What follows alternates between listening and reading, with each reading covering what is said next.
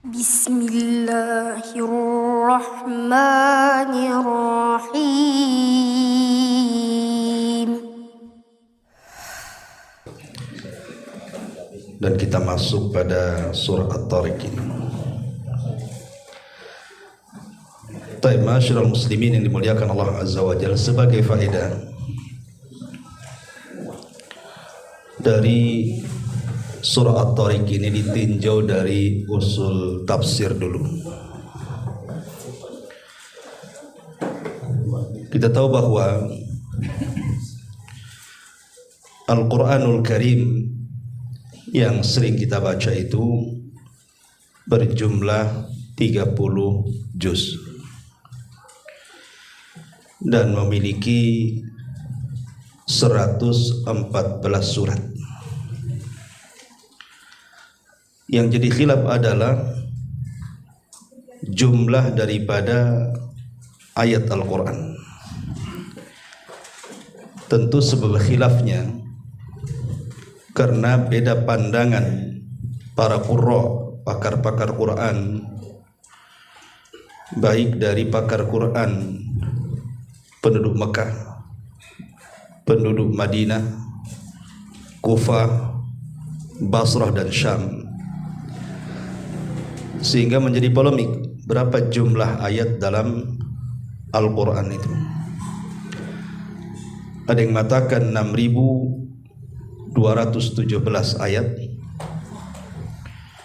ada yang mengatakan 6.214 ayat,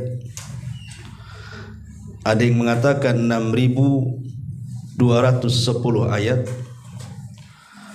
ada yang mengatakan 6.232 ayat, ada juga yang mengatakan 6.236 ayat. Adapun jumlah huruf secara keseluruhan di dalam Al-Quran, ada yang mengatakan jumlahnya sekitar 321.000 huruf, dan ada juga yang mengatakan 32.315 huruf gitu ya. Kurang hafal lah, kurang lebih segitulah.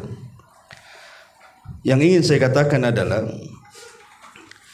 kalau kita membahas tentang surat dalam Al-Quran secara keseluruhan, kita tahu bahwa ada yang disebut dengan sab'ut tiwal. Sab'ut tiwal itu artinya surat-surat terpanjang di dalam Al-Quran, dan itu jumlahnya ada 7 surat. Yang pertama surah Al-Baqarah memiliki ayat 286 ayat. Al-Imran memiliki 200 ayat. An-Nisa memiliki 176 ayat. Al-Maidah memiliki 120 ayat, dan Al-An'am memiliki 165 ayat. Kemudian Al-A'raf memiliki 206 ayat, dan At-Taubah 129 ayat. Ini yang disebut dengan sab'ut tiwal namanya. Jadi 7 surat terpanjang di dalam Al-Quran. Kemudian yang kedua, ini disebut dengan Al-Mi'un namanya. Al-Mi'un atau Al-Mi'in, maksudnya surat-surat yang ayatnya di atas 100. Jadi surat-surat yang ayatnya di atas 100 ayat, dan itu paling banyak.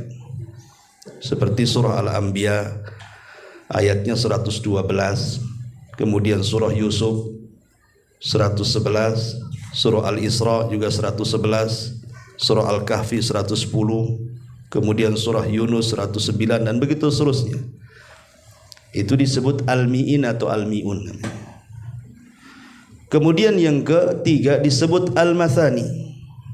Al-Mathani ini surat-surat yang di bawah 100 ayatnya itu. Pokoknya surat-surat yang ayatnya di bawah 100 disebut al-mathani. Dan ini yang paling banyak ya dalam Quran ya.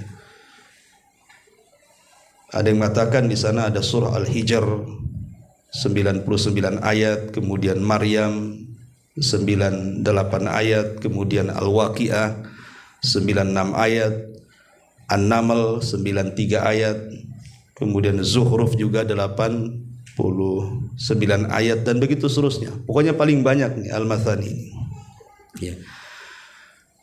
Lah, ada yang mengatakan disebut Mathani ini karena ada pengulangan kisah. Jadi kisah-kisah itu yang dijelaskan di ayat-ayat panjang itu terulang dalam ayat-ayat Al-Mathani ini. Lah yang terakhir yang kita bahas di sini adalah yang berkenaan dengan surah Tariq ini, adalah yang keempat yang disebut dengan Mufassal namanya. Lah Mufassal ini ayat-ayat yang paling pendek. Kenapa? Karena saking pendeknya selalu ketemu basmalah dia. Tapi kalau surah Al-Baqarah itu kan lama ketemu basmalahnya kan. Ya. Ataupun surat-surat yang pertengahan Al-Anbiya dan seterusnya itu kan lama ketemu basmalahnya. Tapi Mufassal ini sedikit-sedikit basmalah, sedikit-sedikit basmalah karena cepat, masalahnya ayatnya pendek. Ya, itu disebut Mufassal. Lah Mufassal sendiri terbagi menjadi 3. Ada yang disebut dengan At-Tiwal. Ya, dia pendek tapi agak panjang. Dan itu dimulai dari surah Al-Hujurat sampai Al-Buruj. Kemudian yang kedua Al-Mufassal Al-Awsat. Dia pendek pertengahan. Inilah dari surah At-Tariq yang kita akan bahas ini. Dari surah At-Tariq sampai surah Al-Bayyinah. Kemudian surat yang paling pendek lagi, Mufassal yang paling pendek itu dimulai dari surah Al-Zalzalah sampai An-Nas. Ya. Nah, yang kita bahas ini surah At-Tengahan. Dimulai daripada surah At-Tariq dan diakhiri dengan surah Lam Yakunil Ladzina Kafaru atau surah Al-Bayyinah. Tapi ini diantara faedah usul Quran. Kita masuk pada ayatnya. A'udzubillahi minasyaitonirrajim. Bismillahirrahmanirrahim. Was-samai wat-tariq. Demi langit dan yang datang pada malam hari. Wa ma adraka mat-tariq. Dan tahukah kamu apakah yang datang pada malam hari itu? An-najmu as-saqib, yaitu bintang yang bersinar tajam. In kullu nafsin lama, bisa dibaca lama tanpa tasdid, bisa dibaca lamah pakai tasdid. Ada 2 qiraah di sini. In kullu nafsin lama 'alaiha hafid atau in kullu nafsin lamma 'alaiha hafid. Maka hendaklah manusia setiap jiwa itu, in kullu nafsin, setiap jiwa itu lamma 'alaiha hafid, pasti ada penjaganya. Falyanzuril insanu mimma khuliq, maka hendaklah manusia memperhatikan dari apa yang diciptakan. Khuliqa mimma indafiq yakhruju min bainis sulbi wat taraib. Dia diciptakan dari air mani yang terpancar yang keluar di antara tulang sulbi dan tulang dada. Taib, sampai di sini dulu. Ma'asyiral muslimin yang dimuliakan Allah Subhanahu wa taala. Sebelum saya menjelaskan sedikit tafsir daripada surah At-Tariq ini, kita akan menjelaskan asbab nuzulnya dulu. Sebagian ulama tafsir mengatakan asbab nuzul dari surah At-Tariq ini, jadi ketika Nabi SAW sedang duduk-duduk bersama pamannya Abu Talib, duduk-duduk di luar di malam hari yang kebetulan ketika itu cuaca lagi bagus dan bintang lagi bertebaran di atas langit. Tiba-tiba kemudian dikejutkan dengan satu bintang yang cahayanya itu sangat tajam sekali. Maka Abu Thalib pun kemudian terperanjat, kok ada bintang, cahayanya sangat tajam sekali, seolah-olah dekat dengan bumi. Maka kemudian Nabi SAW terdiam sampai akhirnya datang Jibril menurunkan surah At-Tariq ini. Dan Allah berfirman was-samai wat-tariq. Itu diantara sebab turun surah At-Tariq ini. Adapun tentang keutamaannya, yang pertama bahwa surah At-Tariq ini tadi sudah dijelaskan dia bagian daripada surah Al-Mufassal Al-Awsat. Dia surat pendek pertengahan. Itu keutamaannya, surat pendek pertengahan. Di mana Nabi SAW sab'ut tiwal, kemudian al-mi'un, ayat yang di atas 100, kemudian al-mathani, ayat yang di bawah 100, dan al-mufassal itu ayat yang pendek-pendek. Ini bukan karya atau karangan-karangan para ulama, tidak. Tetapi ada hadis masalahnya. Hadis ini dikeluarkan dalam Musnad Imam Ahmad dengan sanad yang hasan dari seorang sahabat namanya Wasilah bin Asqa. Wasilah ibn Asqa. Nabi SAW bersabda, utitu makanat tauratis sab'i wa utitu makanat zaburil mi'in wa utitu makanal injil al-mathani wa fuddiltu bil mufassal. Kata Nabi SAW, aku diberikan surat-surat yang setandar dengan Injil, setandar dengan Taurat, artinya sama dengan Taurat isinya, yaitu 7 surat yang terpanjang dalam Quran. Jadi At-Taurat itu sama dengan 7 surat dalam Quran tadi yang saya sebutkan. Al-Baqarah, Al-Imran, An-Nisa, Al-Maidah, Al-An'am, Al-A'raf, terakhir Al-Bara'ah atau At-Taubah. Itu sebanding dengan At-Taurat. Kemudian dan aku diberikan oleh Allah Azza wa Jal surat-surat yang sebanding dengan Zabur yang disebut dengan Al-Mi'un tadi, ya, ayat-ayat yang di atas 100. Karena ayat-ayat yang di atas 100 itu isinya tidak ada hukum-hukum, isinya hanya nasihat-nasihat saja, ya.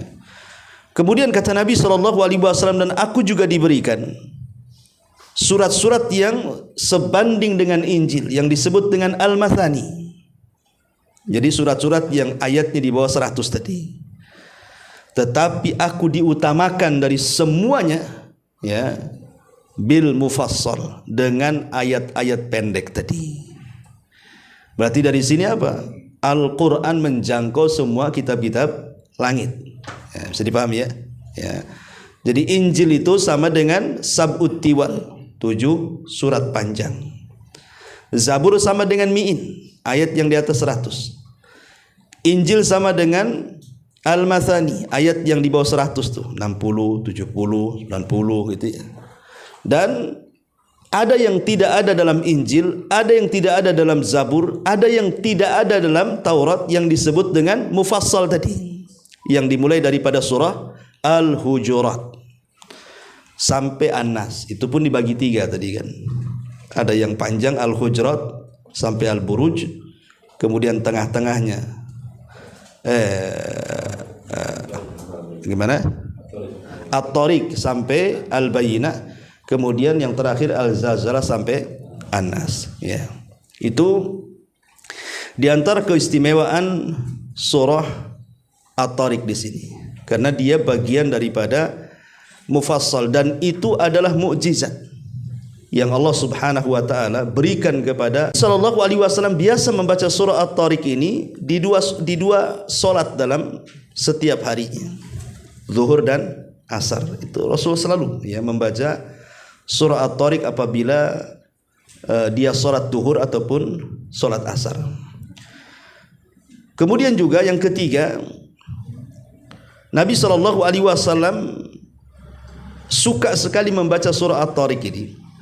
sebagaimana disebutkan oleh Imam Ahmad dalam musnadnya dari Abi Hurairah radhiyallahu an, Nabi sallallahu alaihi wasallam kana yaqra'u fil isya al-akhirah bis sama'i dzatil buruj was sama'i wat tariq.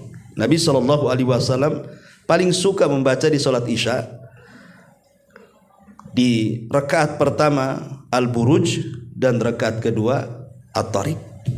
Jadi ini memang surat yang disukai Nabi sallallahu alaihi wasallam. Dan disebutkan dalam sebuah riwayat dari Khalid ibn Abi Jabal al-Adawani. Jadi satu hari beliau ini melihat Nabi sallallahu alaihi wasallam di pasar Thaqif. Sementara Nabi sedang berdiri memegang sebuah tongkat ataupun busur panah. Lah ketika itu Nabi SAW membaca surah At-Tariq, dan Khalid ibn Abi Jabal ini mendengar, dan ketika itu dia masih jahiliyah, masih kafir, masih musyrik, ya. Sehingga dia mengatakan, qala fawa'aituha fil jahiliyati thumma qara'tuha fil Islam. Aku sudah hafal surat itu di masa-masa jahiliyah karena aku mendengar Rasul suka membaca surah itu. Makanya aku hafal dan aku baca setelah aku masuk Islam, katanya.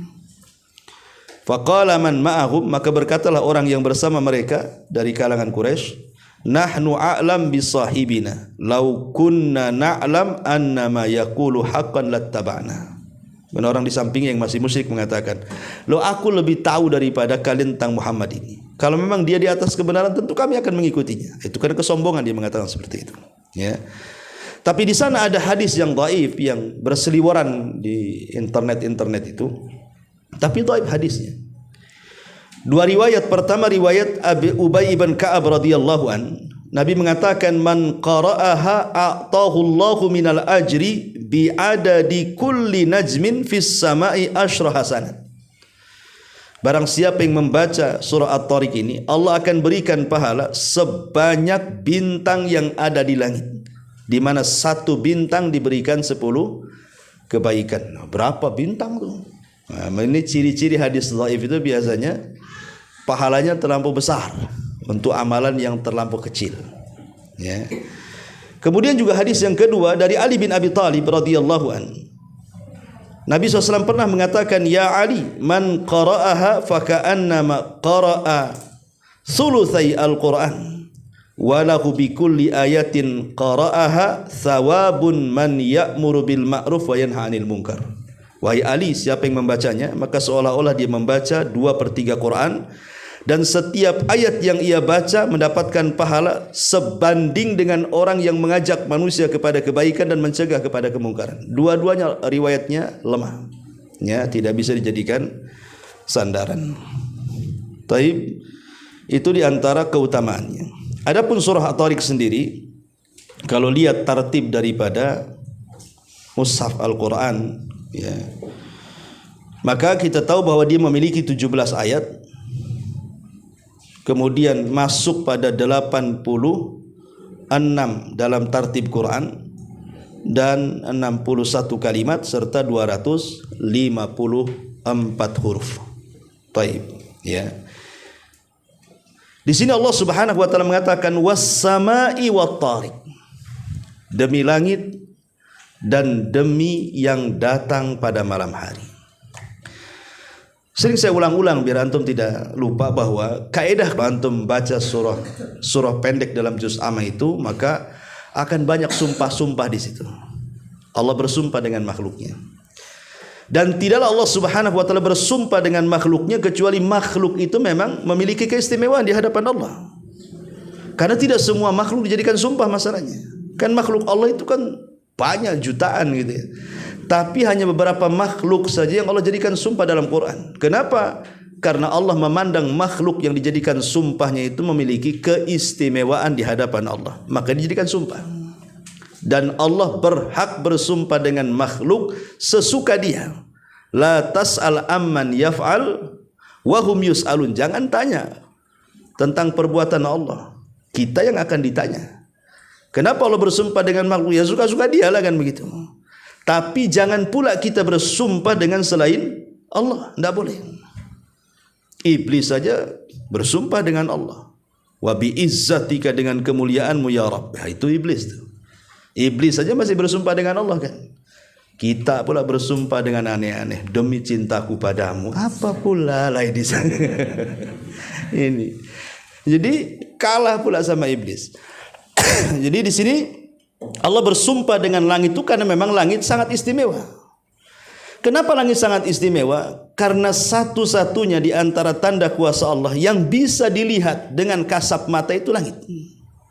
Kita tinggal nengok ke atas saja nampak langit. Dan langit ini kan bangunan. Macam mana dia bisa ngambang tanpa tiang? Sementara langit itu isinya ada bulan, ada bintang, ada galaksi, ada matahari, macam-macam lah di langit itu. Semua terapung. Siapa yang mengapungkannya? Siapa yang mengambangkannya? Mana tiangnya? Kenapa kok bisa seperti itu? Kalau bukan kuasa Allah, kuasa siapa? Artinya bahwa langit itu sebenarnya kalau kita menatap ke atas, harusnya makin tebalah keimanan atas kuasa Allah subhanahu wa ta'ala di alam semesta ini. Bahwa Allah itu ala kulli syai'in qadir. Atas segala sesuatu maha mampu. Was-sama'i wat-tariq. Kalimat at-tariq yang datang di malam hari. Kalimat at-tariq itu diambil dari kalimat at-tarku. Tarku itu artinya mengetuk. Ya, jadi kalau antum mengetuk pintu disebut tarkul bab. Jadi kalau saya gini kan, disebut at-tarku namanya, mengetuk. Ya. Jadi ketika Allah Subhanahu wa taala mengaitkan langit dengan at-tariq ini, dan tariq secara bahasa at-tarku mengetuk, menunjukkan bahwa langit itu punya pintu. Jadi langit itu ada pintu masuk, ada pintu keluar. Tidak sembarang orang itu bisa naik ke atas langit. Makanya dulu pernah saya ceritakan tentang kisah Neil Armstrong yang naik ke bulan. Pertanyaannya, bulan itu di bawah langit atau di atas langit? Kalau bulan di bawah langit, boleh. Mungkinlah Neil Armstrong sampai ke bulan. Ya, walaupun ini masih diragukan. Baik para ulama sendiri seperti Al-Imam Asy-Syinkiti dalam kitabnya Adwa'il Bayan meragukan kalau ada orang yang sampai naik ke bulan itu. Apalagi di zaman dulu itu kan tidak secanggih pesawat di zaman sekarang. Kalau zaman sekarang kan canggih-canggih pesawatnya. Harusnya di zaman sekarang yang naik ke bulan banyak lah kan itu. Kalau dulu kan belum canggih, apalagi pesawat yang naik ke bulan itu 3 pesawat diapit. Sehingga timbul pertanyaan, macam mana cara mendaratnya? Adakah bandara di sana? Macam mana cara turunnya? Gitu ya. Belum lagi bendera yang ditancapkan rupanya berkibar-kibar lagi kan itu ya. Akhirnya kemudian timbullah persepsi yang macam-macam. Ada yang mengatakan tidak yakin Neil Armstrong naik ke bulan, ada yang mengatakan yakin naik ke bulan kan itu. Oke lah, teorinya kita katakan dia naik ke bulan. Sekarang pertanyaannya, bulan ini ada di mana? Kalau posisi bulan itu di bawah langit, mungkin saja Neil Armstrong sampai ke bulan. Tapi kalau bulan di atas langit, mustahil Neil Armstrong sampai ke bulan. Sebab langit itu ada pintunya. Dia harus melewati pintunya.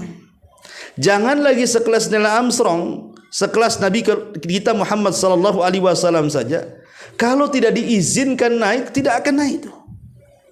Makanya Jibril ketika mengetuk pintu langit pertama, ditanya oleh penjaga langit itu, siapa kamu? Kata Jibril, saya Jibril. Waman ma'aka, siapa yang bersamamu? Dia mengatakan Muhammad. Awaqad uhiya ilaihi, apakah sudah diperintahkan dia boleh naik? Kata Jibril, boleh. Baru dibuka tuh. Kira-kira Neil Armstrong ngetuk pintu gitu. Siapa kamu? Neil Armstrong. Udah diizinkan? Belum. Ngapain kau turun lagi lah kan? Gitu. Dari sini bahwa kalau bulan di atas langit mustahil orang sampai ke bulan. Tapi kalau di bawah langit ya mungkin itu, walaupun masih diragukan kan itu ya. Kita anggap mungkin ya. Tidak ada yang mustahil kalau di bawah bulan. Di bawah langit maksudnya. Jadi langit itu ada pintunya.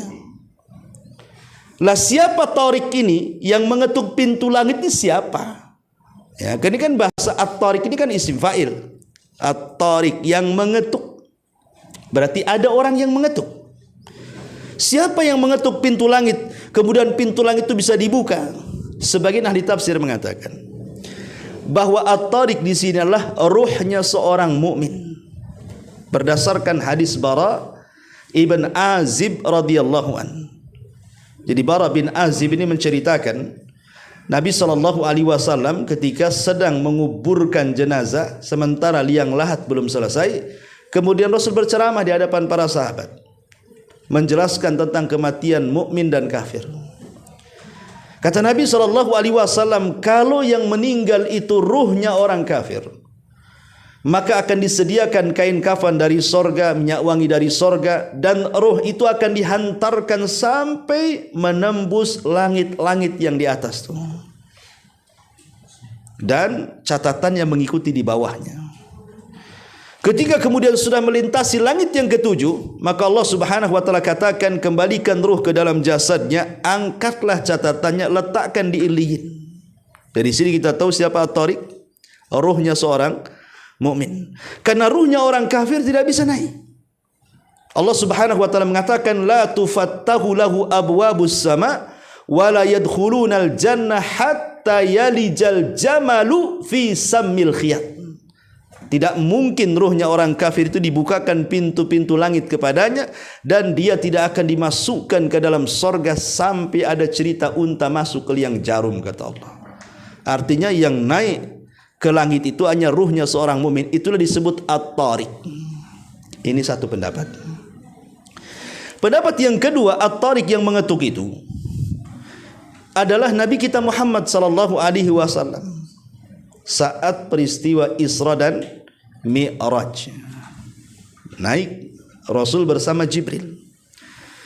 Kemudian mengetuk pintu langit pertama. Man, siapa kamu? Kata Jibril, saya Jibril.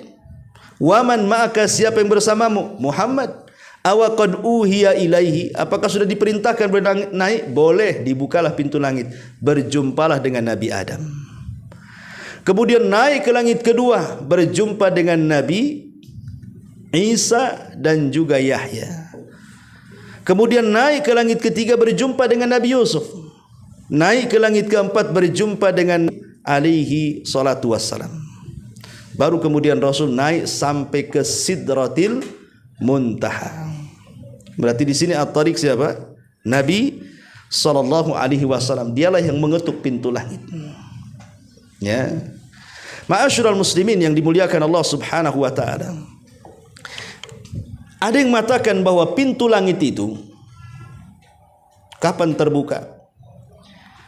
Ada yang mengatakan dalam satu hari 2 waktu, dalam 1 minggu 2 hari, dan dalam 1 tahun 1 bulan. Jadi pintu langit terbuka dalam 1 hari 2 waktu, dalam 1 minggu 2 hari, dalam 1 tahun 1 bulan. Ya. Yang pertama, dalam 1 hari 2 waktu. Kapan itu? Waktu asar dan waktu fajar. Itu berdasarkan hadis Nabi SAW, yata'aqabuna fikumul malaikatul laili wa malaikatul nahar. Jadi Allah Subhanahu wa taala membagi-bagi tugas tu para malaikat. Ada yang mencatat kebaikan di malam hari, ada yang mencatat kebaikan di siang hari. Dan 2 malaikat tidak akan pernah ketemu tuh. Ketemunya di 2 solat. Pertama solat asar dan solat fajar. Ya, jadi malaikat yang bertugas di malam hari, maka dia turun di waktu manusia sedang solat asar. Pada waktu yang sama malaikat yang mencatat kebaikan di siang hari naik ke langit. Kemudian di waktu subuh, malaikat yang mencatat kebaikan di malam hari naik ke langit bersamaan dengan turunnya malaikat yang mencatat kebaikan di siang hari. Jadi dalam 1 hari 2 waktu dibuka pintu langit untuk melaporkan kebaikan-kebaikan kita dari malaikat yang bertugas sip malam dan sip siang. Ini satu. Yang kedua, dalam 1 pekan itu 2 hari. Hari Senin dan hari Kamis.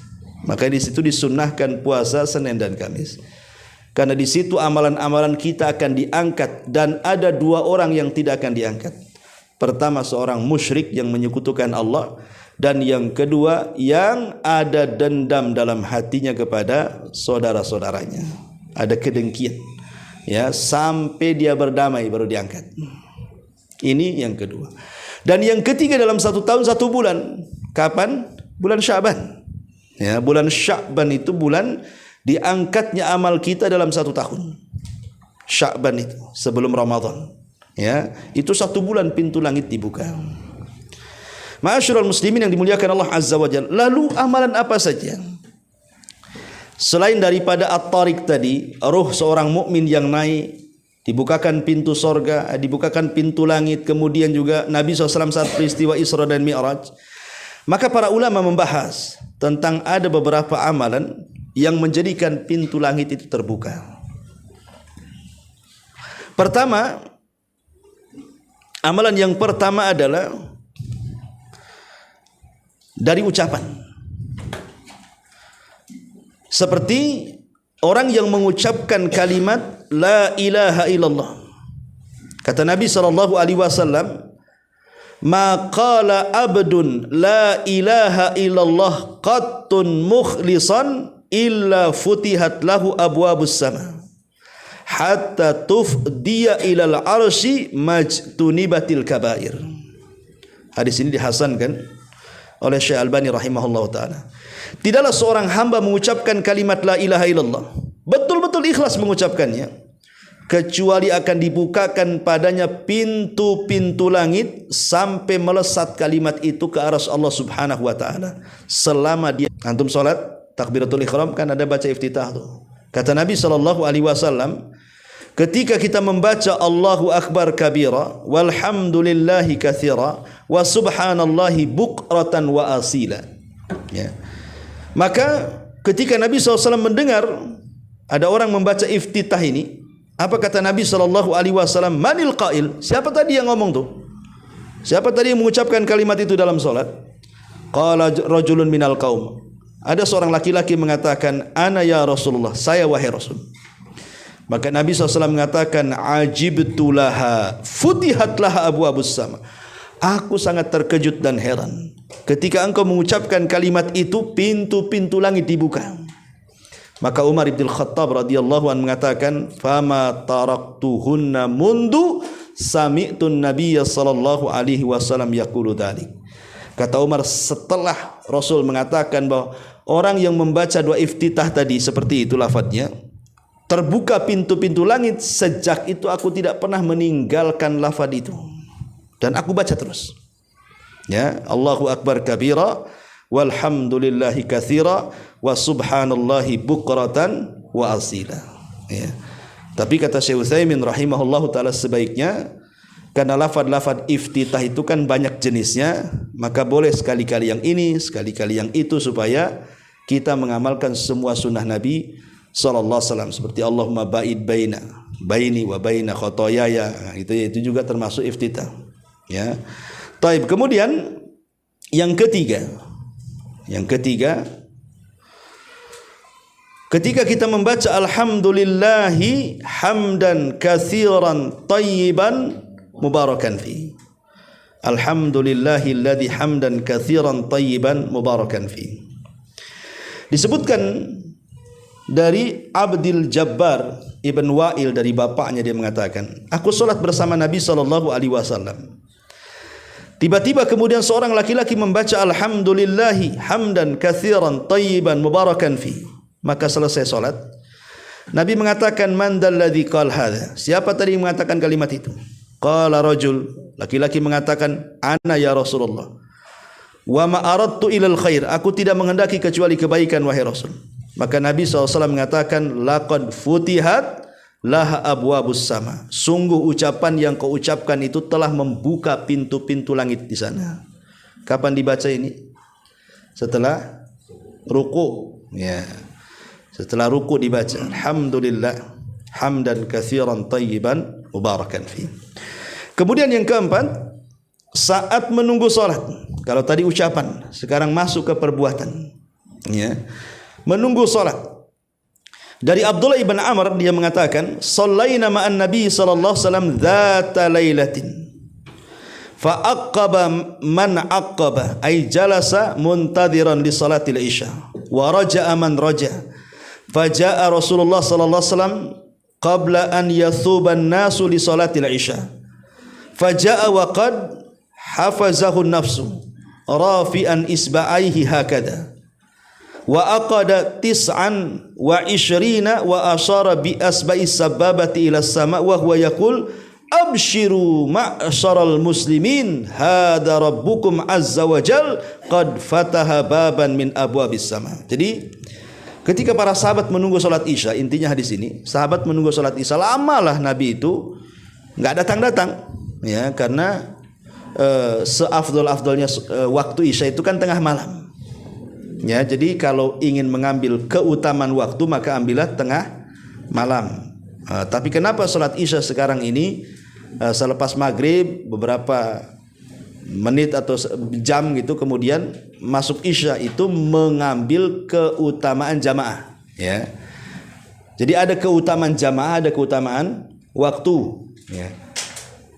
Kalau ingin keutamaan jamaah ya tadi manusia hanya bisa melaksanakan ya setelah maghrib kan gitu ya. Ya, setelah maghrib masuk waktu Isya, itulah keutamaan jamaah. Tapi bagi antum yang kemudian tidak sempat jamaah karena ada uzur, tidak mendapatkan keutamaan jamaah. Tapi bagaimanapun keutamaan jamaah lebih utama dibandingkan keutamaan waktu, begitu. Karena sholat Isya ini boleh diakhirkan. Pamannya ada tamu jauh, ulama bolehkan antum tidak jamaah.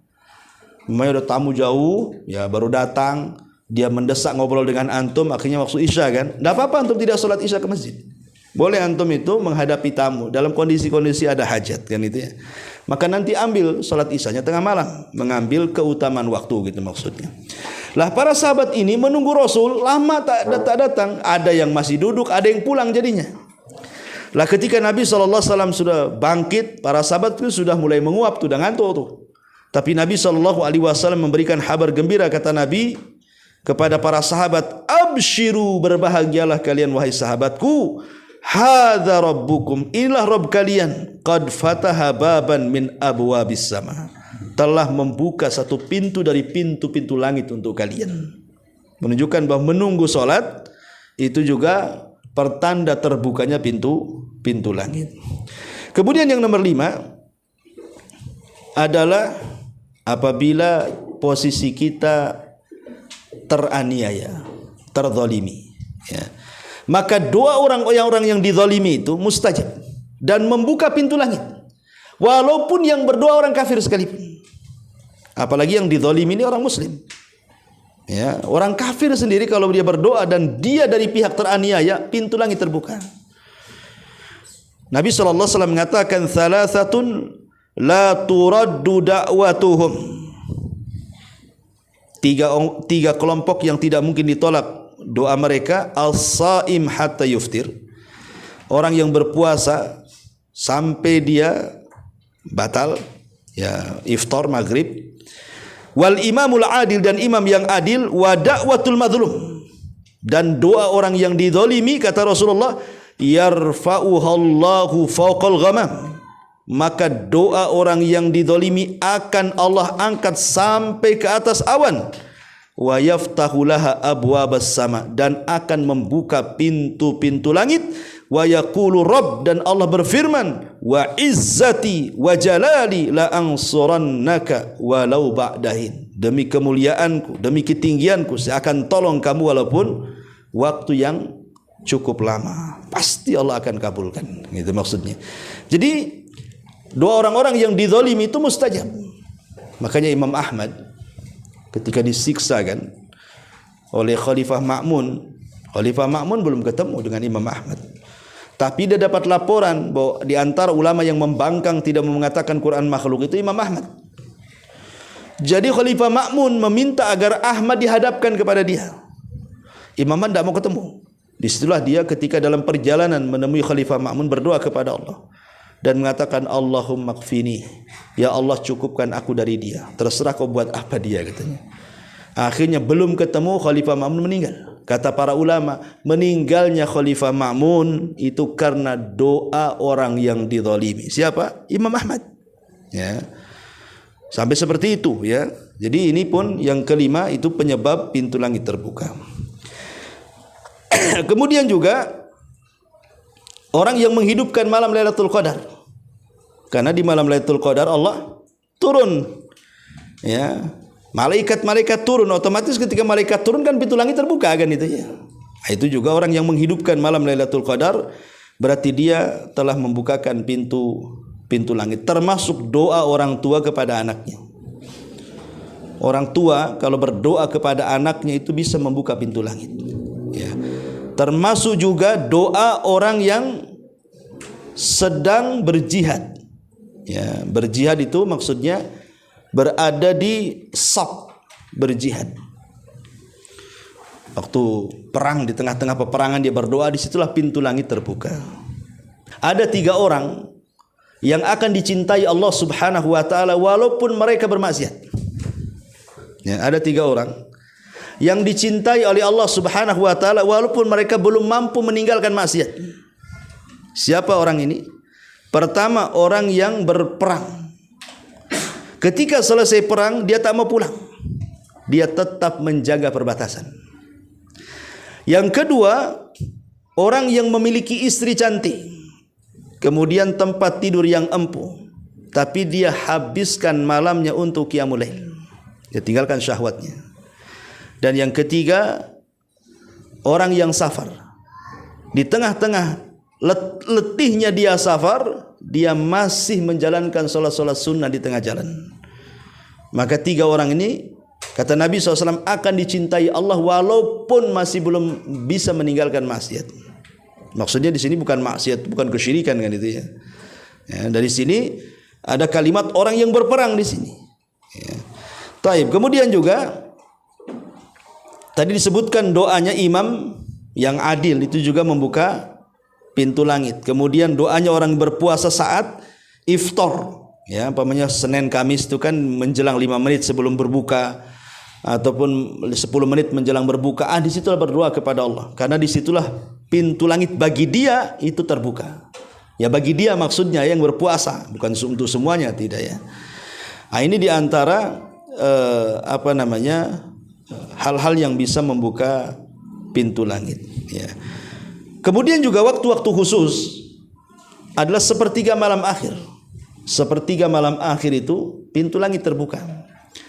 Dan Allah Subhanahu wa taala menawarkan kekuasaannya dan mengatakan man yad'uni fa astajibala wa man yas'aluni fa utiya wa man yastaghfiruni fa aghfirlah. Siapa yang berdoa aku kabulkan, siapa yang minta aku kasih, siapa yang minta ampun ku ampuni.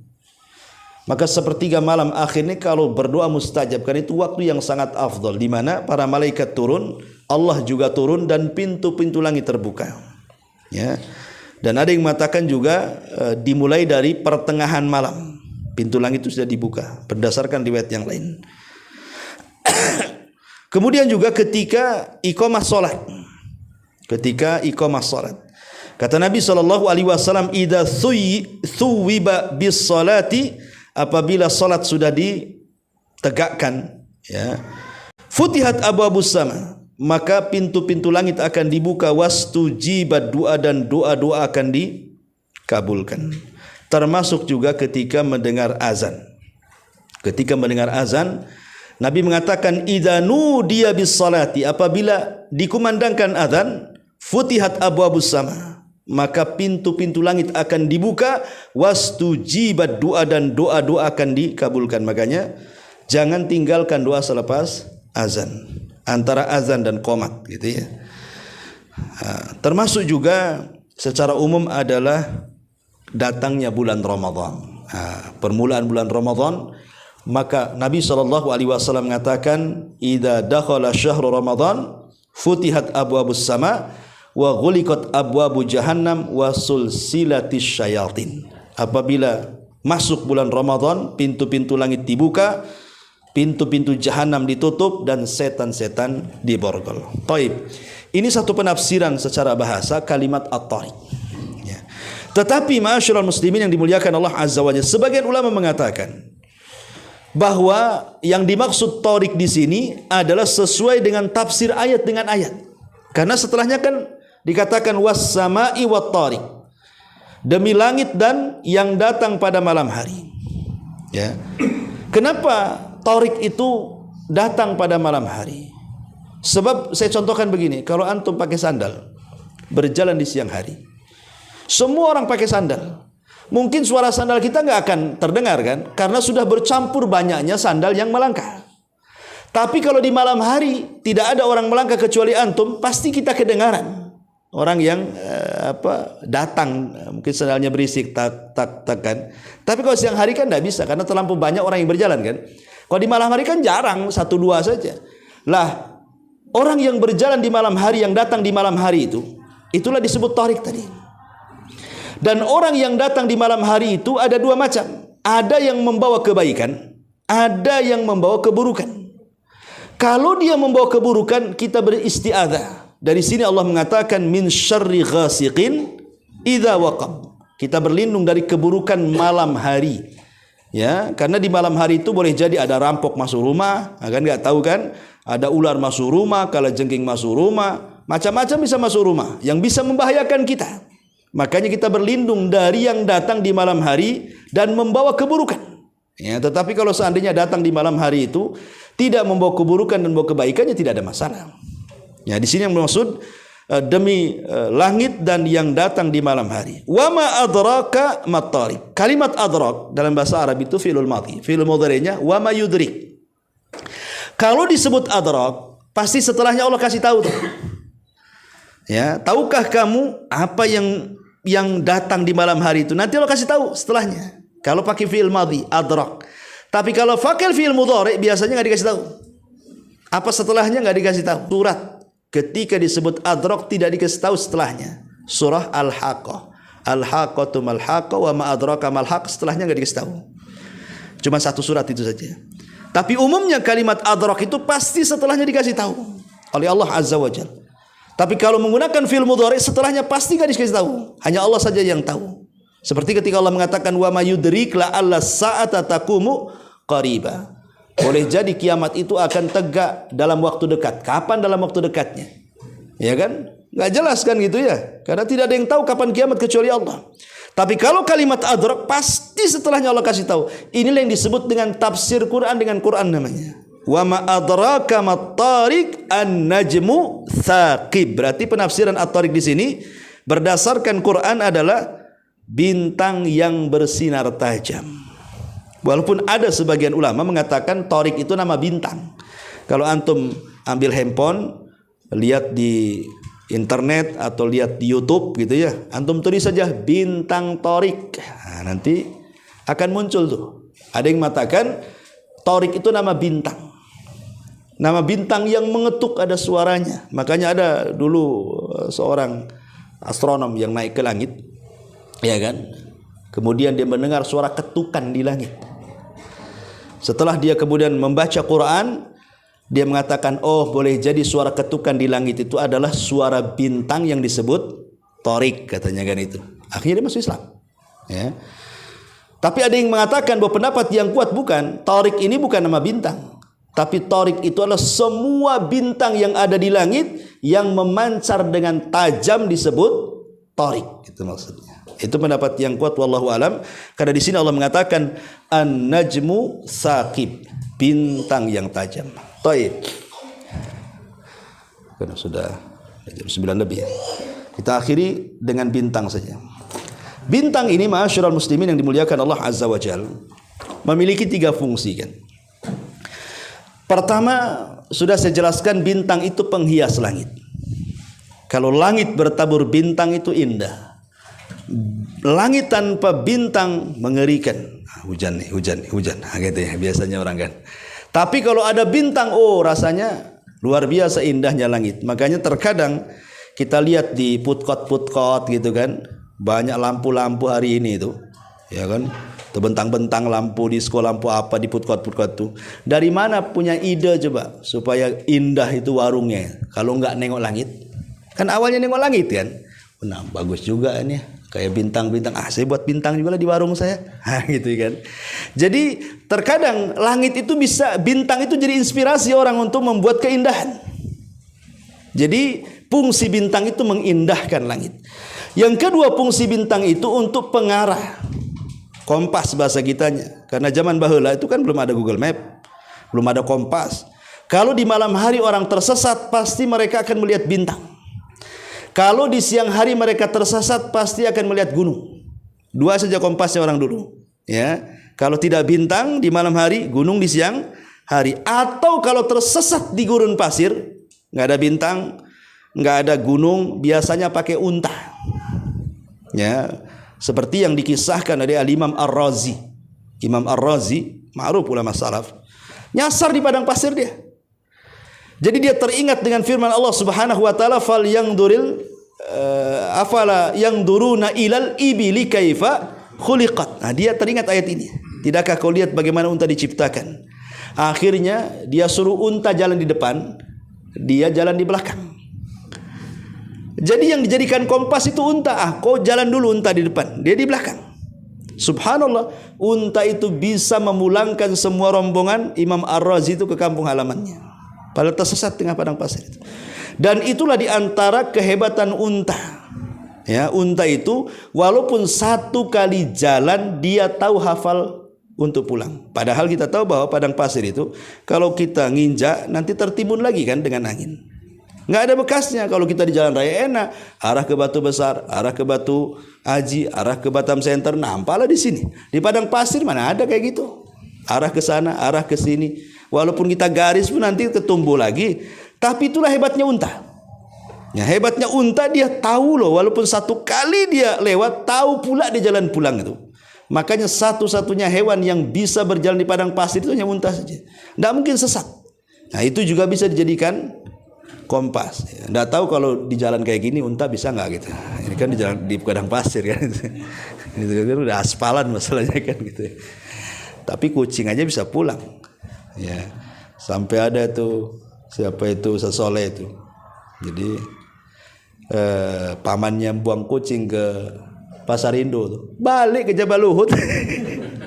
Tahu dia jalan pulangnya. Padahal ngelewati lampu merah lagi. Pandai dia nyebrang tuh kucing tuh. Subhanallah. Kemudian yang ketiga, untuk melempar setan. Itulah diantara fungsi bintang. Wallahu alam. Sudah malam lah, sampai di sini saja. Subhanaka bihamdika asyhadu an la ilaha illa anta astaghfiruka wa atubu ilaik. Wallahu ta'ala alam. Assalamualaikum warahmatullahi wabarakatuh.